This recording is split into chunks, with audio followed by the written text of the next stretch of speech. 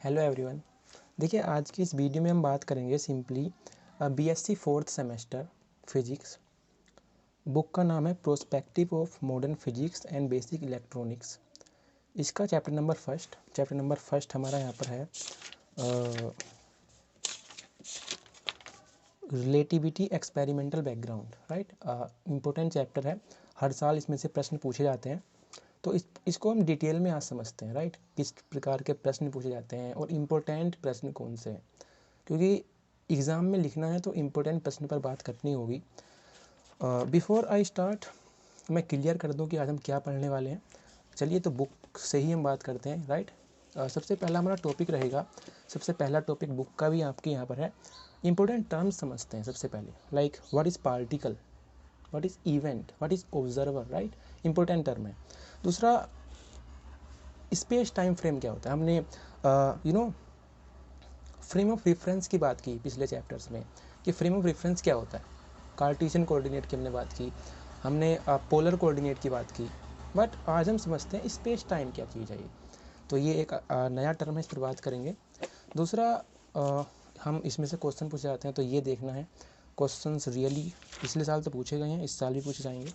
दूसरा, Newton's laws of motions. Right, Newton's laws of motions important topic है। पिछले साल भी आपने पढ़ा है, तो जल्दी से इसको ख़त्म करते हैं।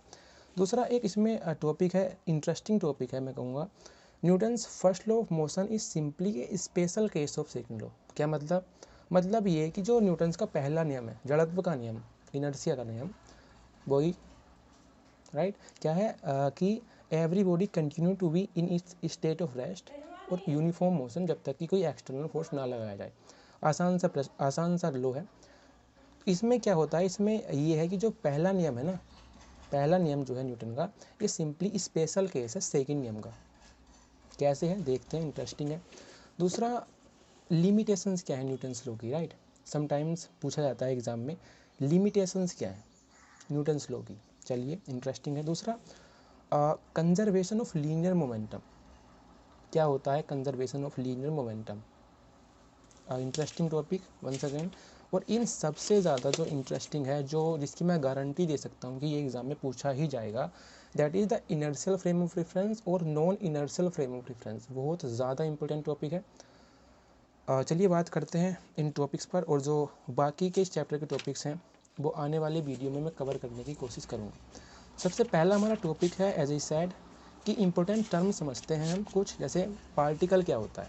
Right, what is particle, what is event, what is observer. Right, चलिए तो डिटेल में समझते हैं। देखिए, तीन टर्म यहाँ पर हैं, आपने सुना तीन term, particle, event, observer. Event is simply कोई घटना। राइट, घटना आप समझते होंगे। इसकी आइडियल डेफिनेशन की मैं बात करूँ तो an event stands for anything that occur suddenly, कुछ अचानक हो जाता है, और सडनली और instantaneously at a point in space. It thus involve both a position and a time of occurrence. तो इस पर डिटेल में हम बात करेंगे। Let's start the video. Number first हमारा टॉपिक है, व्हाट इज़ पार्टिकल। पार्टिकल क्या होता है। देखिए, पार्टिकल में क्या होगा, पार्टिकल एक क्या होगा, it is the state of matter, state of matter, state of matter. इसमें कोई डायमेंशन नहीं होती है। इवेंट में क्या होगा, इवेंट में यहाँ पर डायमेंशन भी होंगी, इवेंट में यहाँ पर डायमेंशन भी होंगी। और ऑब्जर्वर क्या होता है, ऑब्जर्वर जो इवेंट को होते हुए देखता है। So simple. तो जो इवेंट को होते हुए देखता है वो हो जाता है हमारा ऑब्जर्वर। इसके अगर हम डेफिनेशन की बात करें तो इवेंट की डेफिनेशन होती है, ए particle is ideally just a quantity of matter. आपने कभी नहीं सुना होगा कि पार्टिकल की लंबाई ये होती है, चौड़ाई ये होती है। सिंपली इसका साइज हम मापते हैं। क्यों? क्योंकि it is quantity of matter, जिसकी कोई डायमेंशन नहीं होती है। क्या होता है, साइज होता है। तो just a quantity of matter having practically no linear dimension, having practically no linear dimension but possess only a position, but possess only a position। Event में क्या होता है, यहाँ पर पोजीशन भी होगी, टाइम ऑफ अकरेंस भी होगा। Well, the measure of this quantity of matter belong being the mass of the particle. तो पार्टिकल को अगर आपको मापना है तो सिंपली उसका मास को आपको मापना होगा, उसका वजन, मास। तो सिंपल। इवेंट में क्या होता है, यहाँ पर पोजीशन भी होगी, टाइम ऑफ अकरेंस भी होगा, घटना हम सभी को पता है। ऑब्जर्वर जो इवेंट को होते हुए देखता है, जो ऑब्जर्व करता है, that is observer. Now there is a term of space time frame. What is space time frame? देखिए हमने time of there is a term frame of reference, right. Frame of reference के बारे में पढ़ा। Frame of reference के बारे में हमने पिछली कक्षाओं में पढ़ा हुआ है। फ्रेम ऑफ रेफरेंस में हम क्या करते हैं, कोई भी एक इवेंट होता है या कोई भी एक बॉडी मैं कह सकता हूँ, उसकी पोजीशन को जो डिफाइन करता है वो हमारा हो जाता है frame of reference. Frame of reference कई प्रकार के हो सकते हैं, लाइक कार्टेशियन कोऑर्डिनेट हो सकता है, पोलर कोऑर्डिनेट हो सकता है। वेल अगर मैं कार्टेशियन कोऑर्डिनेट की बात करूँ, 3 dimensional Cartesian coordinate, right, X Y, ये वाई और ये जेड। तो इस कार्टेशियन कोऑर्डिनेट में क्या होगा, इसकी 3 डायमेंशन होंगी, लाइक एक्स वाई और जेड, जो क्या बताएंगे, जो किसी भी पार्टिकल की पोजीशन को डिफाइन करती हैं, राइट। तो अगर कोई पार्टिकल है, लेट्स कंसीडर ये एक पार्टिकल है, तो इसकी पोजीशन क्या होंगी। अगर हम इसका एक पोजीशन वेक्टर ले लेते हैं R, then R is equal to X comma Y comma Z. R का क्या पोजीशन वेक्टर क्या होगा, एक्स वाई और Z. That is the frame of reference. ये कॉन्सेप्ट है फ्रेम ऑफ रेफरेंस का। वेल जब हम बात करते हैं स्पेस टाइम फ्रेम की, जब हम बात करते हैं स्पेस टाइम फ्रेम की, space time frame, space time frame, तो इसमें क्या अलग है। स्पेस टाइम फ्रेम में जब हम बात करते हैं तो इसमें एक और डायमेंशन जुड़ जाती है, that is time, that is time. तो अगर हम यहाँ पर इस कोऑर्डिनेट में टाइम और जोड़ दें तो ये जो हमारा कोऑर्डिनेट है, ये जो फ्रेम ऑफ रेफरेंस है, ये ही हमारा स्पेस टाइम फ्रेम हो जाएगा। सो सिंपल, राइट भाई। कोई भी फ्रेम ऑफ रेफरेंस है उसमें अगर आप टाइम जोड़ दोगे तो वो स्पेस टाइम फ्रेम हो जाएगा, सिंपल। वेल अगर मैं बुक की डेफिनेशन की बात करूं तो इसमें क्या कहा है इसने, the origin of the frame of reference may not always be coincident. Book की डेफिनेशन अलग ही चलती है।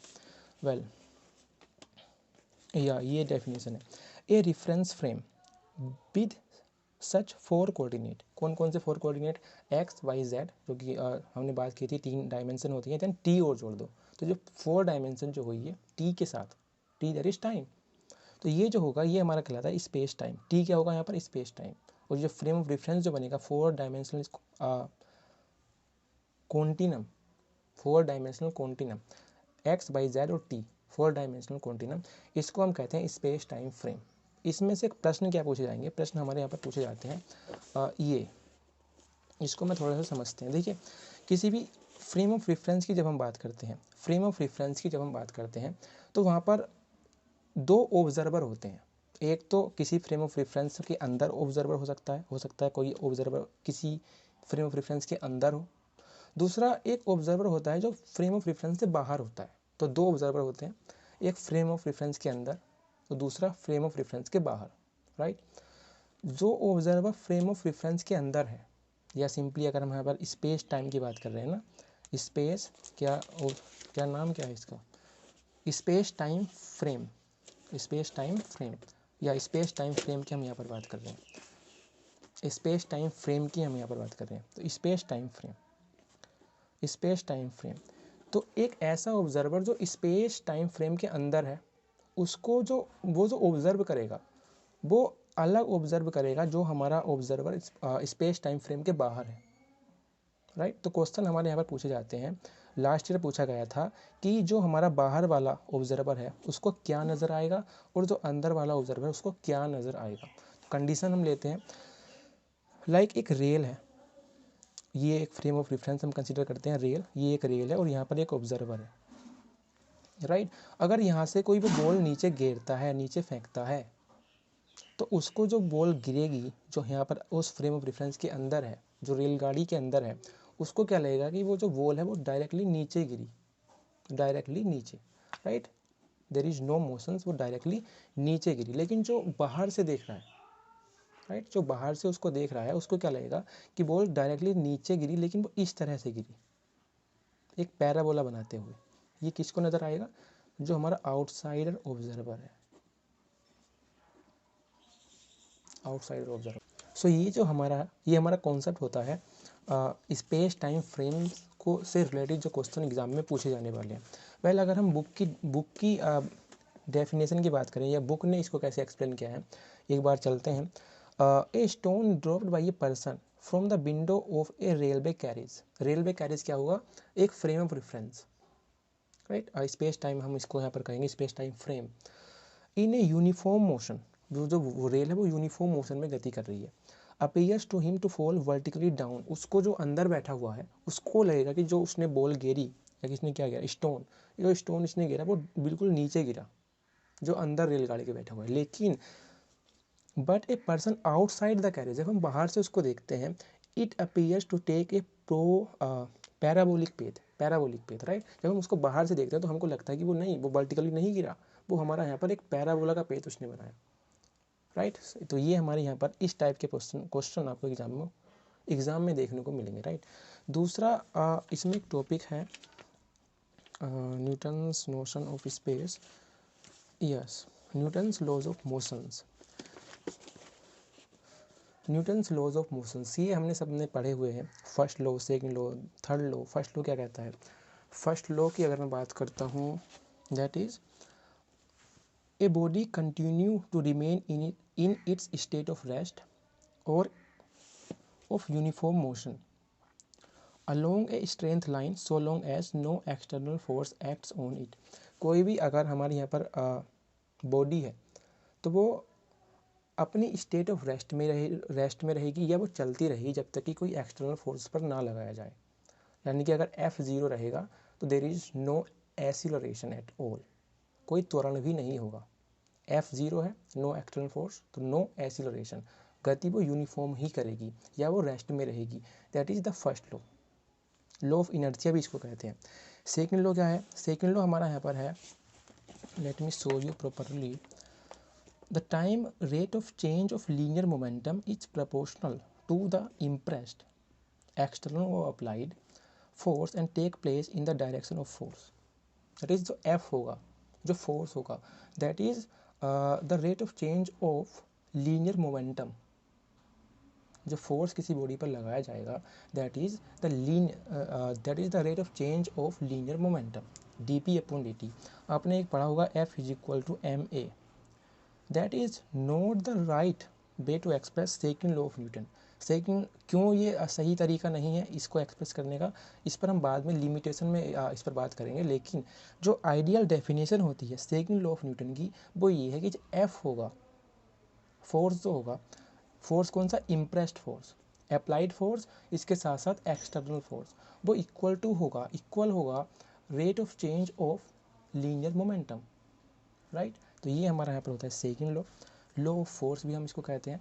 तीसरा इसको हम कैसे रिप्रेजेंट करते हैं? F is equal to dp/dt where p is the linear momentum, p is equal to mb where m is the mass and b is the velocity of the body और पार्टिकल, राइट। ये हम सब ने यहाँ पर पढ़ा हुआ है। दूसरा एक होता है थर्ड लॉ। थर्ड लॉ तो सभी को याद होगा, अपोजिट वाला। Every action there is equal and opposite reaction. To every action there is always an equal and opposite reaction। Simple, अगर फोर्स इधर से भी लगती है तो इक्वली फोर्स इधर से भी यहाँ पर लगेगी। That is the third law. कोई इसमें आसान कॉम्प्लेक्सिटी इसमें यहाँ पर मेरे को दिखाई नहीं देती, राइट। ये हमारा यहाँ पर थर्ड लॉ है, first law, second law, simple है। दूसरा हमारा यहाँ पर एक कॉन्सेप्ट है इसमें, दैट इज़ दिस, आप देख सकते हो, Newton's first law of motion is simply A special case of second law. ये समझना इंपॉर्टेंट है। चलिए इसको हम समझते हैं कि क्यों न्यूटन का जो सेकेंड लॉ है उसमें ही जो न्यूटन का फर्स्ट लॉ है वो छुपा हुआ है। सबसे पहले तो हम फर्स्ट लॉ की बात करते हैं। चलिए फर्स्ट लॉ की हम यहाँ पर बात करते हैं। क्या कहता है फर्स्ट लॉ? फर्स्ट लॉ हमारा यहाँ पर ये कहता है जब तक कि कोई एक्सटर्नल फोर्स ना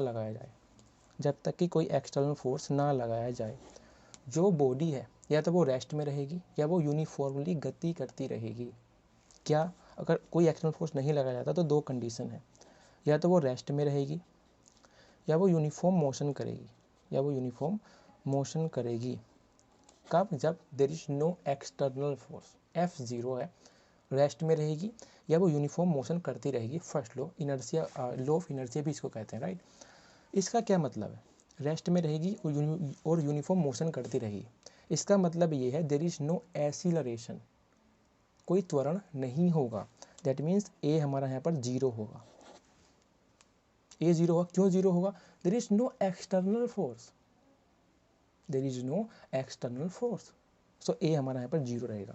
now let's move to second law. Second law क्या कहता है, सेकंड लॉ हमारा यहाँ पर ये कहता है कि भाई जो एफ है, जो फोर्स है, वो सिंपली क्या है, rate of change of linear momentum. यही तो पढ़ा ना, rate of change of linear momentum, second law ये कहता है। अब लीनियर मोमेंटम की डेफिनेशन हमको पता है भाई, पी बराबर एम इंटू बी, पता है हमको। तो एफ इज इक्वल टू क्या हो जाएगा, D upon D T, okay, D upon D T M into B, simple. Now अगर एम कॉन्स्टेंट है, एम कॉन्स्टेंट, सेकंड लॉ में एम कॉन्स्टेंट होता है, न्यूटन का सेकंड लॉ जब हम पढ़ते हैं तो उसमें एम कांस्टेंट है, और ये उसकी लिमिटेशन भी है जिसमें हम आगे बात करेंगे। तो एम अगर कांस्टेंट है तो एफ इज इक्वल टू क्या हो जाएगा, M into D V upon D T. And what is D V upon D T, that is A, that is acceleration, right. तो that is F is equal to M A. अब तो सबको याद आ ही चुका होगा, that is second law, right. So ये हमारा सेकंड लॉ। नाउ अगर यहाँ पर हम एफ ज़ीरो कर दें, अगर हम यहाँ पर एफ ज़ीरो कर दें तो इसमें क्या, एफ एम तो ज़ीरो नहीं हो सकता ना, अभी बात की एम कांस्टेंट है, तो क्या ज़ीरो होगा, ए ज़ीरो होगा। सेकंड लॉ में अगर हम इसको एफ को ज़ीरो कर दें तो देन ए ज़ीरो होगा, क्योंकि एम ज़ीरो नहीं हो सकता, मास कैसे ज़ीरो हो सकता है किसी बॉडी का, राइट। तो ए ज़ीरो होगा, एक्सीलरेशन ज़ीरो होगा, यही तो सेकंड लॉ कह रहा है, यही तो फर्स्ट लॉ कह रहा है भाई, अगर एफ ज़ीरो है देन ए ज़ीरो होगा। और यही सेकंड लॉ भी हमने प्रूफ किया कि भाई अगर हम एफ ज़ीरो कर दें तो ए को ज़ीरो होना होगा, क्योंकि एम ज़ीरो नहीं हो सकता। तो स्पेशल केस हो गया ना, सेकंड लॉ भी तो यही कह रहा है जो फर्स्ट लॉ कह रहा है ना। लिमिट एक इसमें टॉपिक है आपका लिमिटेशन वाला। लिमिटेशन क्या है, लिमिटेशन इंपॉर्टेंट टॉपिक है, लिमिटेशन पर बात करते हैं। चलिए लिमिटेशंस क्या हैं, लिमिटेशन, फर्स्ट लॉ ध्यान दो, फर्स्ट लॉ क्या कहता है, फर्स्ट लॉ हमारा यहाँ पर कहता है, sorry first law special case है ना, सेकंड लॉ का, सेकंड लॉ पर बात करते हैं। सेकंड लॉ कहता है F is equal to D P upon D T, rate of change of linear momentum is equal to force, impressed force, applied और एक्सटर्नल दोनों आएंगे। नाउ इसमें क्या कहता है, F is equal to M A, आपने सुना होगा, ये सुना है ना आपने, F is equal to M A. यहाँ पर ये लो अप्लाई पता कब होगा, ये लो अप्लाई जब होगा जब एम कॉन्स्टेंट है, जब एम कॉन्स्टेंट है। एम अगर कॉन्स्टेंट नहीं रहा तो ये लो अप्लाई नहीं होगा। सिंपल क्वेश्चन आता है, हमने कभी नहीं सुना कि एम कॉन्स्टेंट से अलग भी हो सकता है। भाई मास तो कॉन्स्टेंट ही होता है ना, तो क्या मतलब ये तो हर जगह अप्लाई होगा। एम कॉन्स्टेंट नहीं होता। मैं आपको केस देता हूँ। नंबर फर्स्ट केस, बादल की बूंद जब नीचे गिरती है तो उसका जो मास है वो वेरी करता है, नीचे आता है मास बढ़ता जाता है। एम कॉन्स्टेंट नहीं है ना, तो सेकंड लॉ अप्लाई नहीं होगा, राइट। दूसरा, रॉकेट, जब रॉकेट ऊपर बढ़ता है तो उसकी जो गैस है वो निकलती रहती है, तो उसका मास घट रहा है, दैट इज एम यहाँ पर बदल रहा है, एम कांस्टेंट नहीं है, तो उस केस में भी सेकंड लॉ अप्लाई नहीं होता है। So that's the concept, right. अब एक क्वेश्चन आएगा आपके दिमाग में कि sir this is the limitation of second law, first ही कहाँ बताया आपने, रियली फर्स्ट लॉ क्या है, फर्स्ट लॉ स्पेशल केस है ना सेकंड लॉ का, अभी हमने प्रूफ किया। सो मैं ये कह सकता हूँ कि भाई फर्स्ट लॉ का मैथमेटिकल रूप अगर आपको देखना है तो आप सेकंड लॉ में आ जाओ। तो हमने यहाँ पर सेकंड लॉ की लिमिटेशन आपको बताई, तो that is the limitation of first law as well. So let's move to the third law. Third law क्या कहता है, याद करो थर्ड लॉ क्या कहता है, third law of Newton. Third law ये कहता है कि भाई to every action there is equal and opposite reaction, right.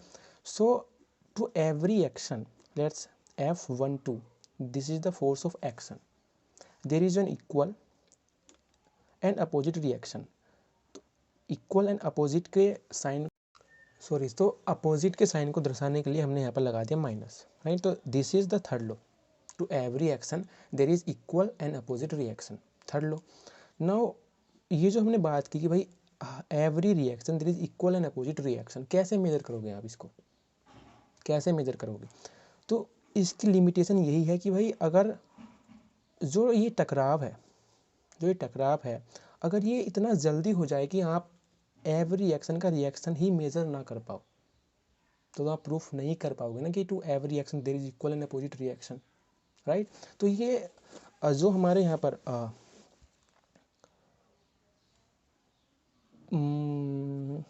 Atomic dimension में ये ट्रू नहीं होता है। क्यों ट्रू नहीं होता है?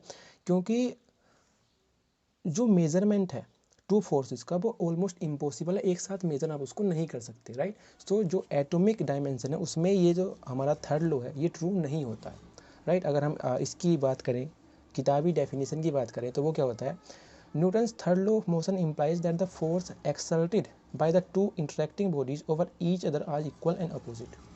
ये कहता है every reaction there is equal and opposite reaction, right, provided both the force are measure simultaneously, एक साथ मेजर की गई हो। और जैसा हमने डिस्कस किया कि ये इसकी लिमिटेशन हो जाती है जब मेजर ही ना कर पाओ आप, कि जो इंटरेक्टिंग बॉडीज़ हैं वे इतनी जल्दी इंटरेक्ट हों कि आप उनको साइमल्टेनियसली मेजर ना कर पाओ, राइट। तो ये हमारी लिमिटेशन हो जाती है थर्ड लॉ की। Now there is another topic that is the conservation of linear momentum. ये एक इंटरेस्टिंग टॉपिक है, चलिए इस पर हम डिटेल में बात करते हैं। कंजर्वेशन ऑफ लीनियर मोमेंटम,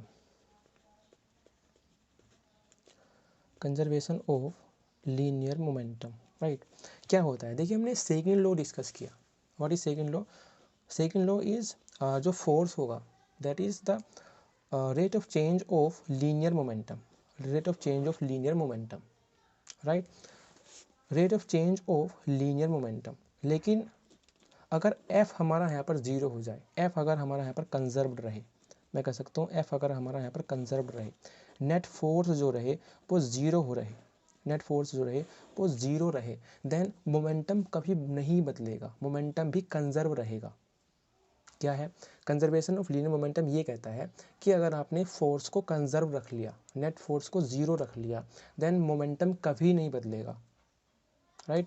सो हमारा यहाँ पर ये कहता है कि एफ अगर नेट फोर्स अगर हमारा यहाँ पर जीरो है, देन पी हमारा यहाँ पर कंजर्व रहेगा, कांस्टेंट रहेगा, ना कि जीरो। जीरो इज अलग थिंग, जीरो अलग है, राइट। तो एफ अगर जीरो है according to this, then D P upon D T is equal to zero, that means P is equal to constant, P is equal to constant. ये कैसे आया? देखिए जब हम किसी भी चीज़ को डिफ्रेंशिएट करते हैं D P upon D T और यहाँ पर कोई कांस्टेंट होता है तो उसकी वैल्यू हो जाती है ज़ीरो, दैट इज़ दिस। तो ये हमारा यहाँ पर कॉन्सेप्ट होता है कंजर्वेशन ऑफ लीनियर मोमेंटम का, राइट। दूसरा इसमें एक इम्पोर्टेंट टॉपिक है, और one of the important topic of this chapter is inertial and non inertial frame of reference.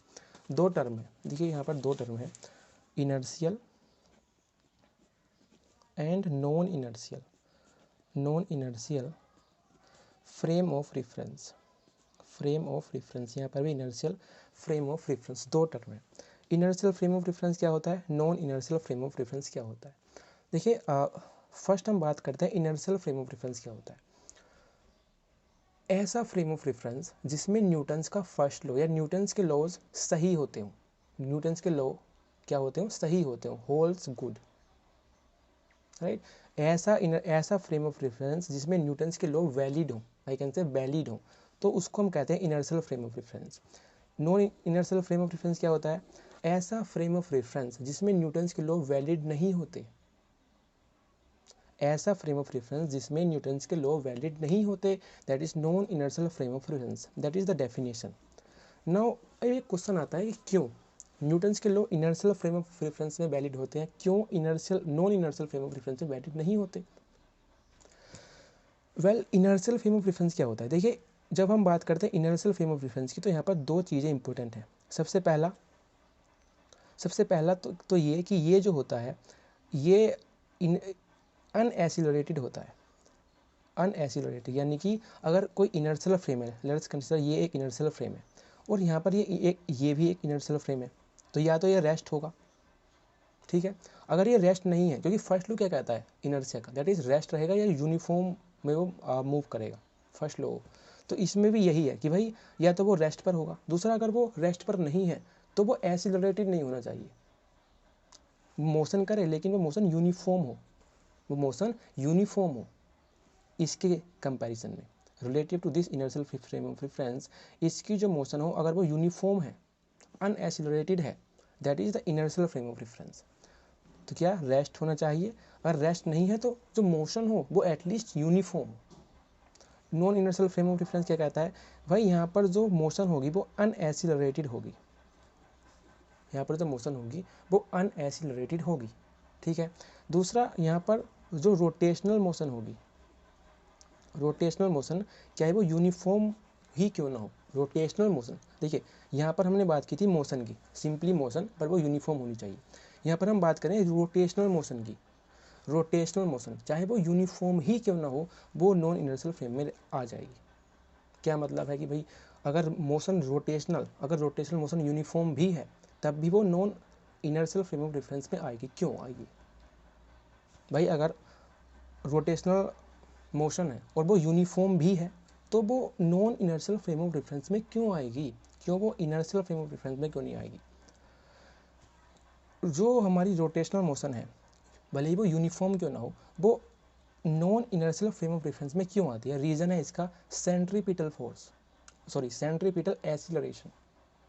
जब भी कोई बॉडी रोटेशनल मोशन में होती है तब उसमें एक एसिलरेशन पैदा होता है, that is the centripetal acceleration.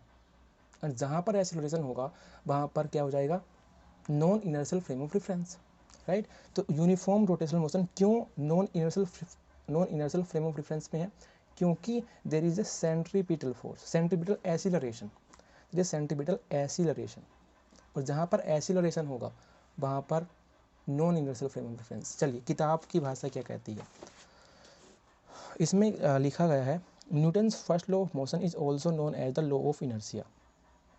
We know that a reference frame, I mean a coordinate system in which Newton's first law of motion holds good is known as inertial frame of reference. In an inertial frame, a body continue in its state of rest. वह first law इसमें बताया गया है क्या है, all the Newton's law of motion hold good in an inertial frame. All frame of reference moving with a constant velocity, right? No acceleration, constant velocity with respect to an inertial frame are also inertial frame of reference. So inertial frame of reference can be called an unaccelerated frame of reference. ये की term है, unaccelerated frame of reference is non inertial frame of reference, non inertial, केवल inertial frame of reference. दूसरा non inertial frame of reference क्या होता है, the basic laws of physics are not changed in form of क्या क्या लिख रहा है इसमें, such frame of reference having an accelerated motion relative to an inertial frame are called non inertial frame of reference. तो भले ही एक inertial frame है लेकिन ये जो फ्रेम है अगर ये इसके मुकाबले में उसकी मोशन एसिलरेटेड है, राइट, ये इनर्शियल फ्रेम है, ठीक है, लेकिन ये इनर्शियल फ्रेम नहीं है। क्यों नहीं है, क्योंकि ये एसिलरेटेड मोशन में मूव कर रहा है, तब ये जो होगा ये क्या कहलाएगा, non inertial frame of reference, right. चलिए accelerated motion relative to an inertial frame are called non-inertial frame of reference. Since uniformly rotating frame, rotational motion अगर यूनिफॉर्म भी है तब भी वो non inertial frame of reference में आएगा। क्यों, सेंट्रीपिटल फोर्स, अरे यार centripetal acceleration, centripetal acceleration it is also known as non inertial frame. Now आपको बताना है earth inertial frame of reference है या non inertial frame of reference है। देखिए अर्थ जो है एक non inertial frame of reference है। क्यों, क्योंकि अर्थ रोटेशन करती है अपनी एक्सिस के चारों, भले ही वो रोटेशन यूनिफॉर्म क्यों ना हो, 24 घंटे क्यों ना हो, लेकिन रोटेशन यूनिफॉर्म भी क्यों ना हो, आएगा वो non inertial frame of reference में ही, ठीक है। अब इस चैप्टर में से कुछ टॉपिक हमारे यहाँ पर रह जाते हैं, जैसे Newton's principle of relativity, very important topic, translation invariance of space, very important, translation invariance of space, then conservation of momentum from that's not very important, then there is where is that topic, Galilean transformation, really important, हर साल इसमें से प्रश्न पूछे जाते हैं। Galilean transformation of position vector, really important. तो इसमें 3 topic हैं जिस पर हमको बात करनी है। यस, 3 टॉपिक हैं। Acceleration in invariance to Galilean transformation, ये भी इंपॉर्टेंट टॉपिक है। तो 4 टॉपिक हैं कुल मिलाकर जिन पर हमको बात करनी है, और ये चैप्टर हमारा यहाँ पर समाप्त हो जाएगा। चलिए, तो आज के लिए इतना ही। That's all.